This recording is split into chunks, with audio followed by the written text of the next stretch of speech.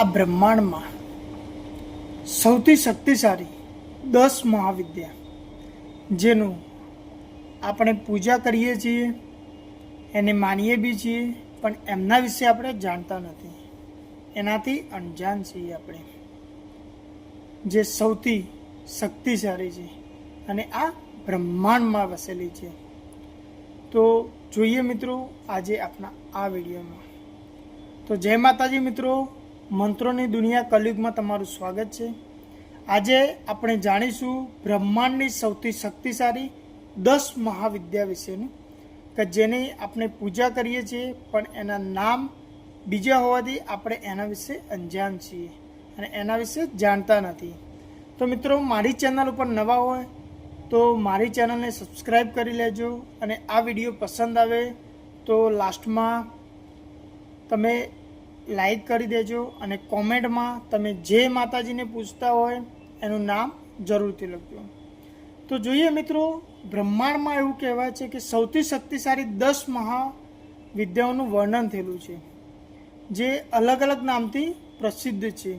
તમે મહાવિદ્યાઓ વિશે તો જાણ્યું હશે અને તમને એ બી ખબર હશે કે મહાવિદ્યા હોય છે, પણ આ 10 મહાવિદ્યા જે આપણે એમને માનીએ છીએ, એમની પૂજા કરીએ છીએ, પણ એમના નામથી અંજાન છીએ, જેના કારણે આપણે જાણતા નથી.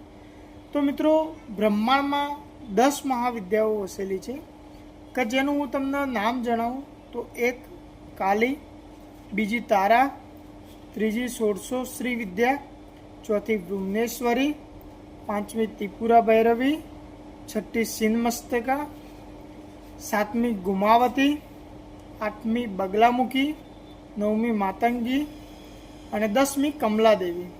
મિત્રો નામ સાંભળીને તમને અજીબ લાગશે, કેમ કે આ નામ આપણા ગુજરાતમાં ખૂબ જ ઓછું જાણવામાં આવતું હોય છે, ખૂબ જ ઓછું આને કહેવામાં આવતું હોય છે, જેના કારણે આપણે આવું નામ સાંભળીએ તો એને સ્કીપ કરતા હોઈએ અથવા તો એ ધ્યાનમાં નથી લેતા હોતા. પણ મિત્રો ખૂબ જ જરૂર છે આ વસ્તુ જાણવા માટે, અને આજે મારા આ વિડીયોમાં તમે આમના વિશે જાણી અને તમે પોતે જ હેરાન થશો મિત્રો. તો મિત્રો જોઈએ સૌથી પહેલાં કાલી, જે આપણે કાલિકા દેવીથી આપણે ઓળખતા હોઈએ છીએ. એના અલગ અલગ નામમાં એનો અર્થ છુપાયેલો છે, જેમ કે અલગ અલગ જગ્યાએ અલગ નામથી પૂજાય છે. જોઈએ તો દક્ષિણા કાલિકી, ભદ્ર કાલિકી, કપાલ કાલી, ચંડી કાલી, સિદ્ધ કાલી અને સ્મશાન કાલી, જેને આપણે મહાકાલી પણ કહેતા હોઈએ છીએ. એ જ મિત્રો આપણી કાલીમા દેવી છે અને એના વિશે આજે આપણે જાણીએ તો અલગ અલગ નામથી પ્રસિદ્ધ છે મિત્રો. જેમ નામ છે મિત્રો એમ અલગ અલગ એમના મંત્ર પણ છે, કે જેનાથી આપણે એમને પ્રસન્ન કરતા હોઈએ છીએ. અને એક ખાસ વસ્તુ મિત્રો, જે કાલી માતા છે ને એને જ કામાખ્યા દેવી કહેવામાં આવતી હોય છે મિત્રો. અને દરેકનું અનુસંધાન અને સિદ્ધિ સાધના અલગ અલગ હોય છે. જેમ કે આપણા નજીકમાં જોઈએ તો ગઢ પાવાની માં કારકા, જેને કાલી તરીકે ઓળખીએ છીએ, એની પણ આપણે ઘરમાં પૂજાઓ કરતા હોઈએ છીએ. પણ એ સૌથી મહત્ત્વની જે મહાવિદ્યામાં સૌથી પ્રથમ સ્થાન એનું છે મિત્રો. હવે જોઈએ બીજા નંબરમાં તારા, એટલે કે તારા દેવી. તમને આ જાણીને નવાઈ લાગશે મિત્રો કે તારા દેવી એ સરસ્વતીનું નામ છે. સરસ્વતી માં એ જ તારા દેવી છે અને જેને આપણે સર્વસિદ્ધિદાત્રી તરીકે ઓળખીએ છીએ. સરસ્વતી માની તમને વિશે જાણતા હશો કે એ વિદ્યા આપણને આપે છે, પણ જો તમે તારા દેવી એટલે કે સરસ્વતી દેવીનું તમે પૂજા અર્ચના કરો છો તો તેનાથી તમને સર્વસિદ્ધિ પ્રાપ્ત થાય છે. દરેક જ્ઞાન તમને પ્રાપ્ત થતું હોય છે મિત્રો.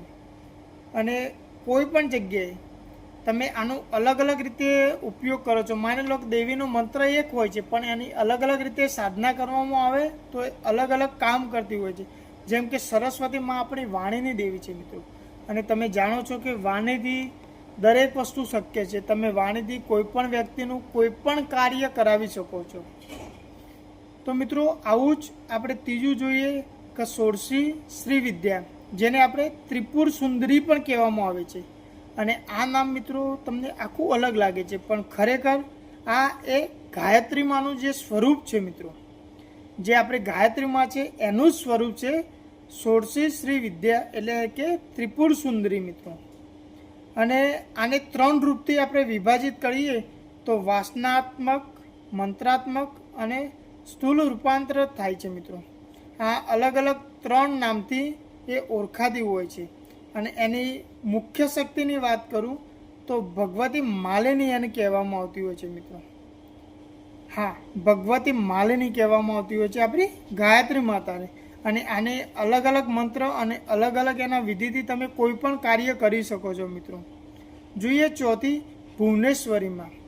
તો મિત્રો આના વિશે એવું કહેવામાં આવે છે કે સત્યયુગમાં બ્રહ્માએ કઠોર તપસ્યા કરી અને એને સંતુષ્ટ થઈ જે આપણી આદિશક્તિ છે એ મહેશ્વરી એમ કે ક્રોધરાત્રિના નામથી અવતરિત થઈ હતી.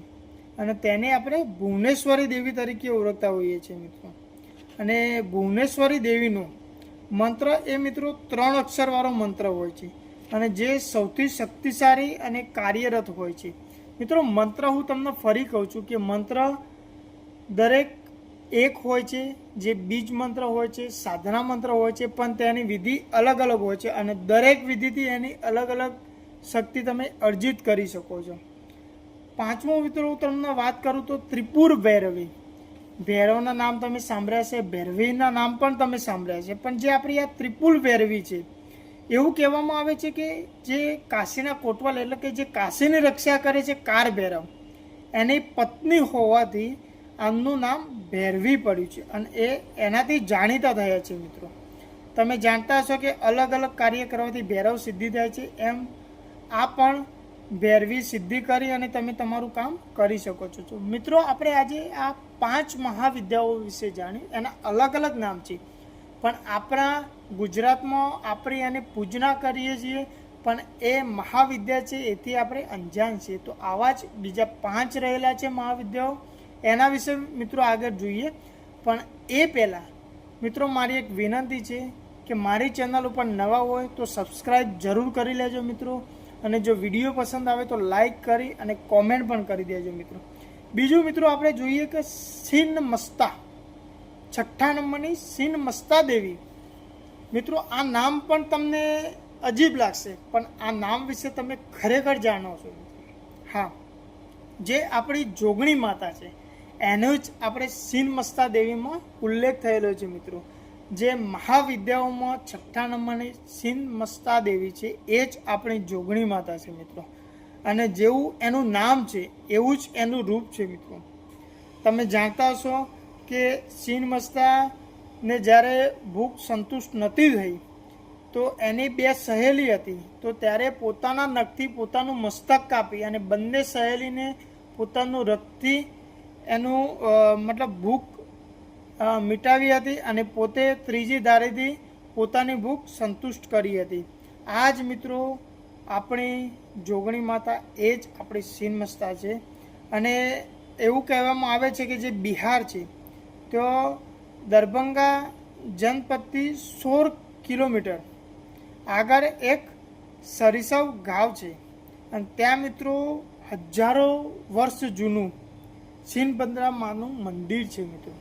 એટલે કે આપણી જોગણી માતાનું હજારો વર્ષ જૂનું મંદિર ત્યાં બિહારમાં આવેલું છે મિત્રો.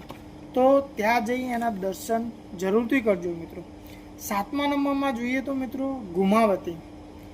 જેવું મિત્રો આનું નામ છે ગુમાવતી, એ જ નામથી ઓળખાય છે મિત્રો. તમને જાણતા હશો કે દેવી સતી હતી જે આપણી, એ જ્યારે યજ્ઞમાં આહુતિ દઈ અને પોતાના શરીરનો ત્યાગ કર્યો હતો, તો એ સમયે એનું શરીર જે બળ્યું અને એમાંથી જે ભસ્મીભૂત એટલે કે જે ધુમાડો નીકળ્યો અને એ ધુમાડાનું જે સ્વરૂપ થયું એને આપણે ગુમાવતી નામ ઓળખીએ છીએ. અને હા મિત્રો, ખાસ આ ગુમાવતી દેવી છે ને મિત્રો, એ મારણ મંત્ર માટે ખૂબ જ ઉપયોગી છે અને પ્રખ્યાત છે, જે એની મુખ્ય શક્તિ છે મિત્રો.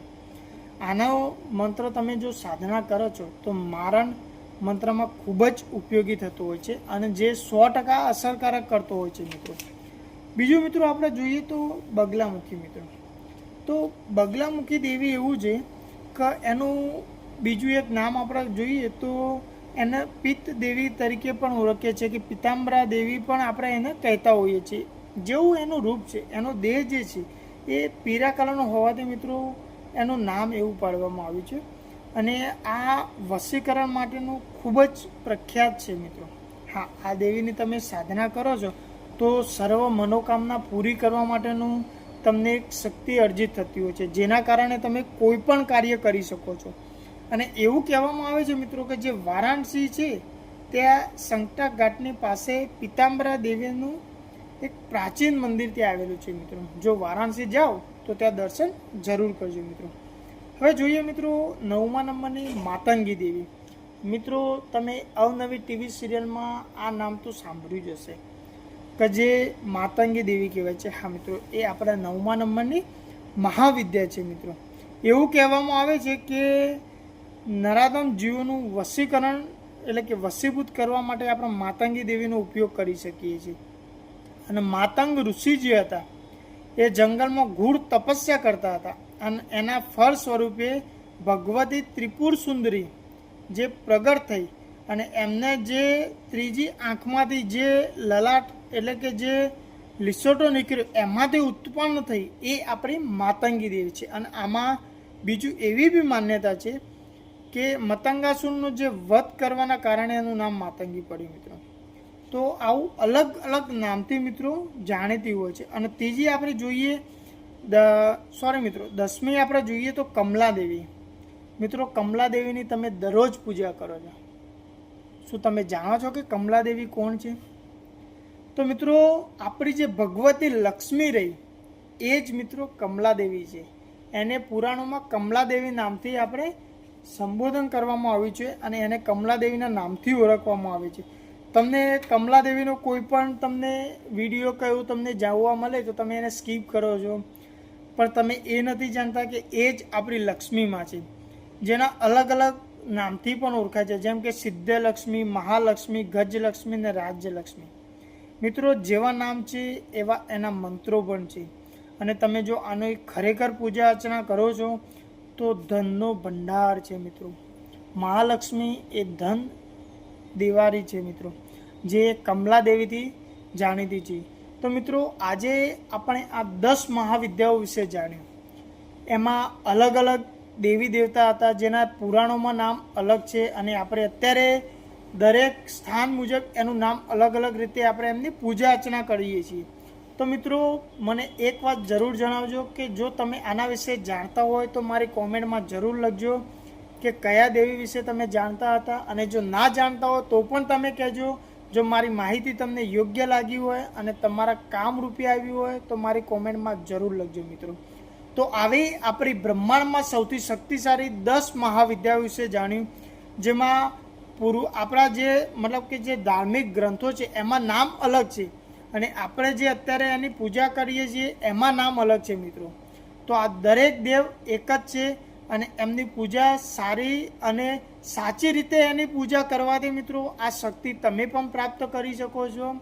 તો મિત્રો મારો વિડીયો તમને જો પસંદ આવ્યો હોય તો લાઈક જરૂર કરજો અને કોમેન્ટ પણ કરજો, અને જો મારી ચેનલ પર નવા હોય તો સબસ્ક્રાઈબ પણ કરી લેજો મિત્રો. જય માતાજી, જય મા કાલી, જય મા મેલડી.